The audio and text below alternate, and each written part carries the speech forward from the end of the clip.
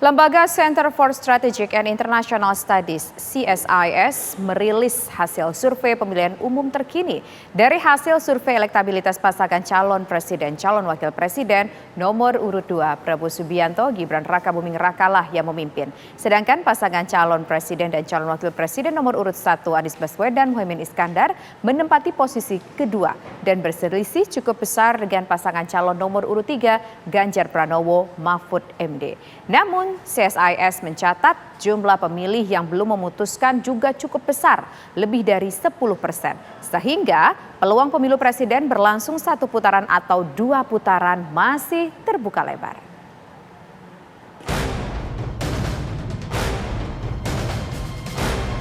Center for Strategic and International Studies (CSIS) merilis hasil survei terkini. Survei ini dilakukan pada tanggal 13 hingga 18 Desember 2023 lalu. Hasilnya, pasangan Prabowo Subianto Gibran Rakabuming Raka unggul dengan tingkat keterpilihan sebesar 43,7%. Di posisi kedua ditempati pasangan Capres-Cawapres nomor urut 1 Anies Baswedan Muhaimin Iskandar dengan 26,1%. Sedangkan pasangan Capres-Cawapres nomor urut 3 Ganjar Pranowo Mahfud MD menempati urutan 3 dengan 19,4%. Survei dilakukan dengan metode multi-stage random sampling dengan jumlah sampel sebesar 1.300 orang yang tersebar di 34 provinsi di Indonesia. Dengan margin of error sebesar plus minus 2,7% dengan tingkat kepercayaan 95%. Ini tingkat elektabilitas, jadi ketika survei kami lakukan, itu kita menanyakan bila saat ini Bapak Ibu sedang berada di bilik suara atau TPS, ya, siapakah yang akan Ibu Bapak pilih sebagai Presiden dan Wakil Presiden. Survei yang kita lakukan pada 13 sampai 18 Desember, itu menunjukkan, saya dari paling awal ya, sesuai nomor urut, pasangan Amin Anies Baswedan dan Muhaimin di survei kita tingkat elektabilitasnya di angka 26,1%. Kemudian pasangan Prabowo dan Gibran di angka 43,7 ya. Dan pasangan Pak Ganjar Pak Mahfud 19,4 ya. Jadi saya ulangi ya. Saat survei kami lakukan di 13 sampai 18, kami menemukan bahwa elektabilitas pasangan 01 26,1, 02 43,7 dan 03 19,4. Ya. Kami juga menemukan bahwa masih ada 6,4% responden yang saat survei dilakukan dia mengaku rahasia, tidak mau memberikan jawaban pilihannya. CSIS kemudian merinci elektabilitas capres dan cawapres per wilayah.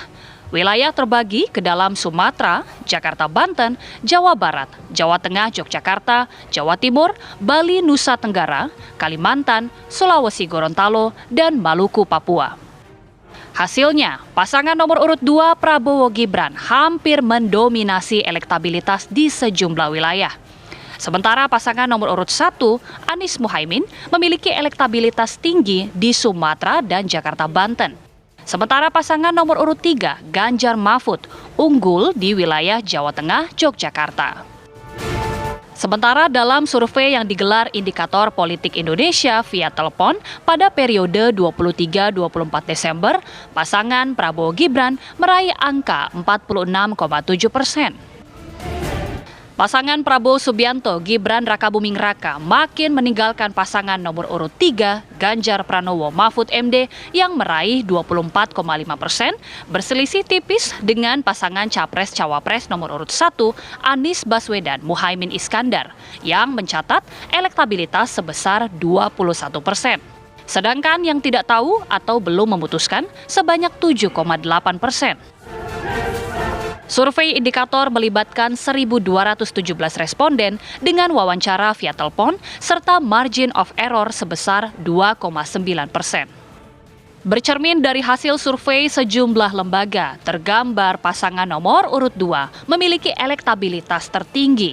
Sementara jika pemilu 2 putaran, siapakah nanti yang akan unggul? paslon nomor urut 1 Anies Mohaimin atau paslon nomor urut 3 Ganjar Mahfud?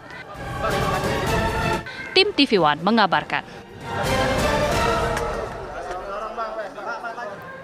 Survei terbaru CSIS diwarnai kejutan. Dalam survei ini pemirsa kita lihat tadi pasangan nomor urut 1 Anies Baswedan Mohaimin Iskandar berada di posisi kedua dan memiliki selisih persentase yang cukup besar dengan pasangan nomor urut 3 Ganjar Pranowo Mahfud MD. Ini berbeda dengan hasil survei lembaga lain yang menempatkan Anies Baswedan di posisi terakhir dan berselisih tipis dengan Ganjar Pranowo. Ya, sedangkan pasangan Prabowo Subianto Gibran Rakabuming Raka ini makin kokoh di posisi pertama dengan elektabilitas jauh melampaui Anies Baswedan Mohaimin Iskandar dan juga Ganjar Pranowo Mahfud MD.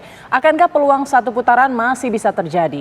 Jika berlangsung 2 putaran, kira-kira siapakah yang akan lolos? Apakah pasangan nomor urut 1 atau pasangan nomor urut 3? Kita akan membahasnya bersama Kepala Departemen Politik dan Perubahan Sosial CSIS, Arya Fernandes, dan pengamat politik Hoirul Umam. Selamat sore Bapak-Bapak.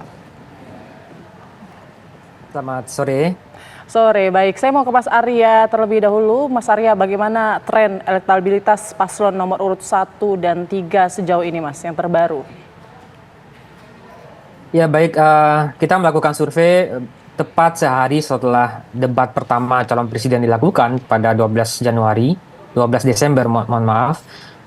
Itu debat pertama dan kita melakukan survei di 13 sampai 18 Desember 2023.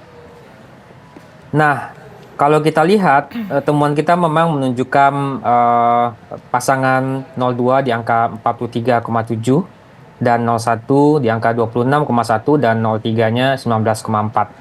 Dan dari hasil ini kita melihat memang saat ini kedua kemungkinan masih terbuka, apakah Pilpres kita akan berlangsung 1 putaran atau apakah akan berlangsung 2 putaran. Kami melihat di internal situasinya kedua peluangnya masih sama. Kenapa masih sama? Pertama tentu masih ada beberapa minggu lagi menjelang hari pencoblosan 14 Februari nanti. Aktivitas kampanye tentu akan punya pengaruh ya.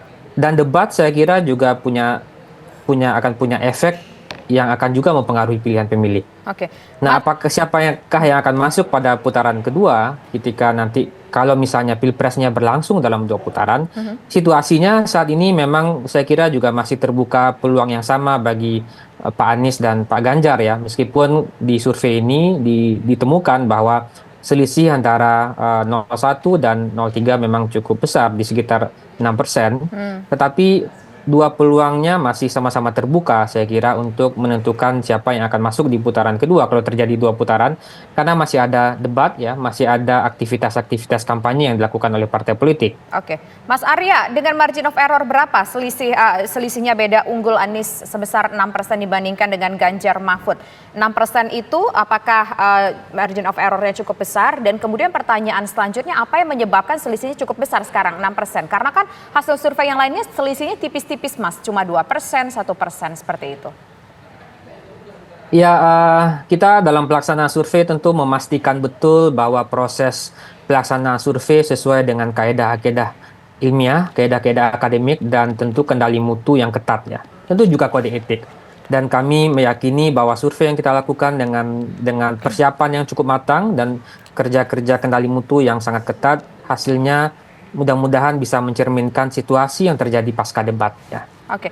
Nah, tentu beda lembaga, tentu beda pendekatan yang dilakukan ya. Misalnya tadi disebutkan indikator politik itu melakukan proses surveinya melalui generate nomor telepon dan double sampling melalui telepon. Kita di CSIS melakukannya tatap muka. Tentu perbedaan metodologi itu tentu bisa saja mempengaruhi hasil yang didapatkan oleh lembaga survei. Margin of error berapa, Mas Arya? Kita margin of error di 2%-an ya, 2,7% ya, plus minus ya. Okay. Dan kalau kita lihat memang ada beberapa indikasi yang menunjukkan kenapa misalnya pasangan Pak Mahfud dan Pak Ganjar ya, Pak Ganjar dan Pak Mahfud, mohon maaf itu mengalami angkanya berada di bawah 20% ya. Pertama, kalau kita lihat dari sisi sebaran tadi data yang ditunjukkan ya, itu menunjukkan pada beberapa basis utama PDI Perjuangan seperti Jawa Tengah dan Yogyakarta, kemudian Bali dan beberapa provinsi lain di Indonesia Timur itu belum sepenuhnya maksimal atau optimal untuk mendongkrak suara Pak Ganjar ya. Misalnya di Jawa Tengah misalnya itu yang seharusnya bisa didapatkan di atas angka 70% misalnya, itu justru tidak optimal yang didapatkan oleh Pak Ganjar.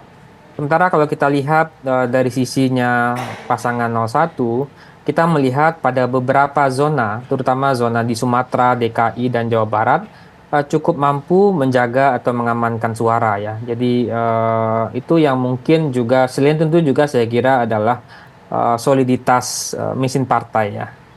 Baik. Yang juga memberikan bantuan ya, berkontribusi juga pada suara pasangan calon. Oke, tadi juga disampaikan Mas Arya bahwa debat juga berkontribusi ya untuk menaikkan elektabilitas. Kemudian ada agenda kampanye juga. Tapi kita juga pengen tahu sebenarnya seberapa berpengaruhkah kampanye, kemudian juga mungkin melihat sosok itu cukup berpengaruh nggak terhadap elektabilitas dari calon ataupun paslon dari Pilpres 2024 ini. Tapi nanti dijawab ya Mas Arya, kita jeda dulu. Kabar Petang masih akan kembali sesaat lagi.